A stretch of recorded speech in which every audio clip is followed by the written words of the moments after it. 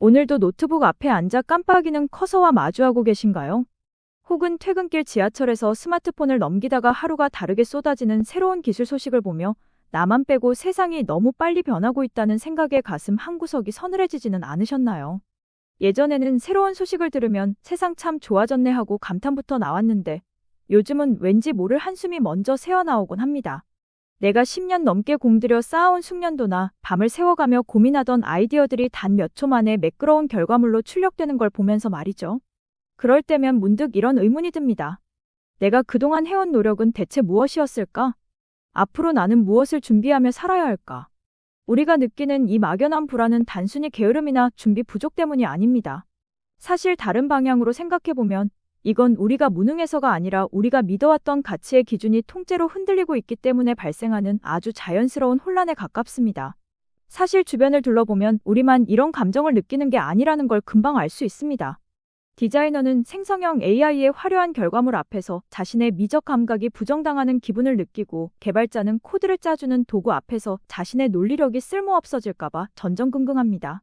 심지어 글을 쓰는 작가나 사무직 직장인들조차 기계보다 내가 더 잘하는 게 무엇인지 끊임없이 증명해야 할 것 같은 필요한 시대가 되었습니다.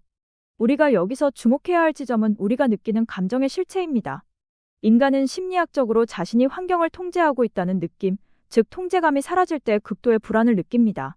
줄리언 로터라는 심리학자가 말한 통제 소재 이론을 빌려오자면, 우리는 지금 사건의 원인을 나 자신이 아닌 외부의 거대한 힘, 즉 AI라는 기술 권력에 두고 있습니다.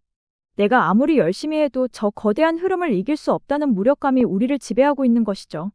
문득 이런 생각이 들 때가 있습니다. 우리가 왜 유독 지능의 영역에서 기계의 위협을 느끼는 걸까요? 그건 근대 이후 인간의 가치를 결정짓는 가장 중요한 척도가 지적 생산성이었기 때문입니다. 사실 우리는 그동안 남들보다 더 빨리 계산하고 정확하게 정보를 요약하고 그럴싸한 결과물을 내놓는 걸 유능함의 척도로 삼아왔습니다. 그게 곧 내 연봉이고 내 몸값이었으니까요. 그런데 이제 그 일을 기계가 헐값에, 그것도 나보다 더 잘 해내기 시작하니 내 기술이 시장에서 더 이상 안 팔리면 어떡하지? 하는 아주 현실적인 생존의 공포가 밀려오는 겁니다. 하지만 우리가 간과하고 있는 사실이 하나 있습니다. 행동경제학에서 말하는 손실 회피 편향이라는 개념인데요. 인간은 무언가를 얻었을 때의 기쁨보다 잃었을 때의 고통을 2배 이상 크게 느낍니다. AI가 가져다줄 편리함이나 생산성 향상이라는 이득보다 내가 기존에 해오던 방식과 숙련도가 사라진다는 손실에 우리의 뇌가 훨씬 민감하게 반응하고 있다는 뜻입니다. 지금 당신이 느끼는 그 거부감과 두려움은 당신이 부정적인 사람이라서가 아니라 당신의 뇌가 당신의 소중한 자산을 지키기 위해 보내는 아주 정상적인 방어 기제일 뿐입니다. 사실 관점을 조금만 바꿔보면 지금의 변화는 인적 자본의 정의가 다시 쓰이는 과정일 수 있습니다. 사회학적으로 보면 기술의 발전은 언제나 인간의 하드스킬의 유효기간을 단축해왔습니다. 산업혁명 때는 근력이, 정보화 시대에는 단순 암기력이 그랬죠. 이제는 지식을 가공하고 편집하는 기술적인 능력들이 그 순번을 맞이한 것뿐입니다. 대신 그 자리를 채우는 건 소프트 스킬이라고 불리는 것들입니다. 전체적인 맥락을 읽어내는 눈, 타인의 고통에 공감하는 능력, 그리고 무엇보다 이 일이 왜 필요한가를 질문하는 윤리적 판단력 같은 것들이죠. 예를 들어볼까요? AI는 수천 장의 그림을 그려낼 수 있지만 그 그림이 왜 이 시점에 우리에게 감동을 주는지, 혹은 이 그림이 누군가에게 상처를 주지는 않을지 판단하지 못합니다. 데이터는 넘쳐나지만 그 데이터들 사이에서 의미를 건져 올리는 건 여전히 인간의 몫으로 남아 있습니다. 우리는 이제 어떻게 만들 것인가의 시대에서 무엇을, 왜 만들 것인가를 고민하는 시대로 강제로 떠밀려온 셈입니다.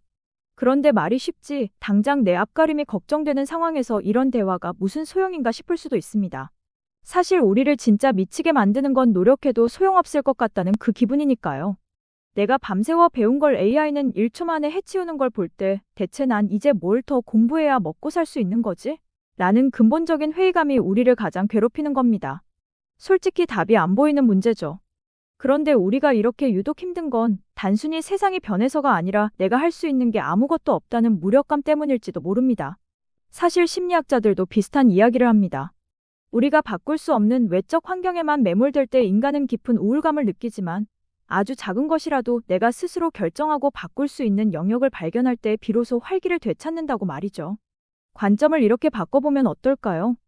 AI가 내 일자리를 뺏을지 말지는 내가 정할 수 있는 문제가 아닙니다. 그건 날씨처럼 우리가 통제할 수 없는 영역이죠. 하지만 내일 아침 출근해서 AI가 던져준 결과물을 검토할 때 그 속에 담긴 오류를 잡아내거나 내 나름의 가치관을 한 스푼 섞어보는 일은 오로지 나의 선택입니다. 우리는 기계와 똑똑함으로 겨루려 해서는 안 됩니다. 그건 포크레인과 삽질 시합을 하는 것과 같습니다.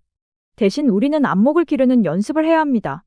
좋은 결과물을 알아보고 그것을 조합해서 더 큰 가치를 만드는 디렉터로서의 역량 말이죠.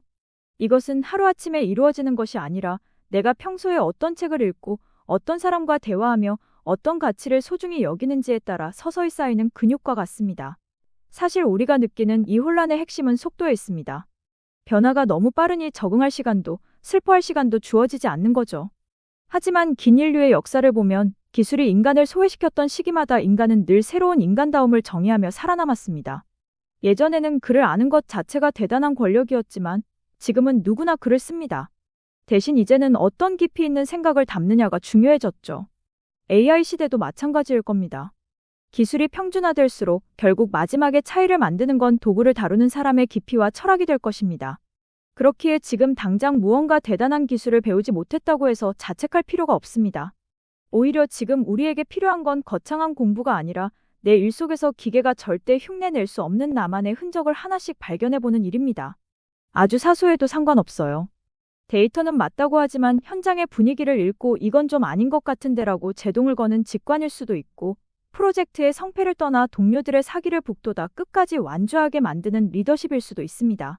그 지점을 발견하는 순간 AI는 나를 대체하는 괴물이 아니라 내 생각을 현실로 구현해주는 아주 유능하고 말 잘 듣는 비서로 보이기 시작할 겁니다. 내가 주도권을 쥐고 기술을 내 의도대로 이끄는 경험. 그것이 지금 우리에게 필요한 가장 실질적인 위안입니다. 우리는 지금 인류가 단 한 번도 가보지 않은 길을 걷고 있습니다. 두려운 게 당연하고 막막한 게 정상입니다. 당신이 느끼는 그 무력감은 당신이 부족해서가 아니라 당신이 그만큼 자신의 일을 소중히 여기고 잘해내고 싶어 한다는 증거이기도 합니다. 결국 기술은 우리의 손을 편하게 해줄 수는 있어도 우리가 어떤 선택을 해야 하는지까지 대신해줄 수는 없습니다. AI가 내놓은 수만 개의 답안지 중에서 이게 정답이다라고 골라내는 일, 그리고 그 결과에 책임을 지는 일은 여전히 우리의 몫으로 남아있으니까요. 변화의 파도를 멈출 수 없다면 그 위에서 어디로 갈지 결정하는 주도권만큼은 놓지 않는 것이 지금 우리가 할 수 있는 가장 현실적인 대응일 겁니다. 오늘 제가 드린 이야기가 그 막연한 불안을 우리가 충분히 다룰 수 있는 현실적인 숙제로 바꾸는 데 도움이 되었기를 바랍니다. 혹시 요즘 가장 불안하게 만드는 구체적인 상황이나 고민이 있으신가요? 댓글로 남겨주세요. 함께 나누다 보면 그 불안의 실체가 생각보다 대단치 않다는 걸 알게 될지도 모릅니다.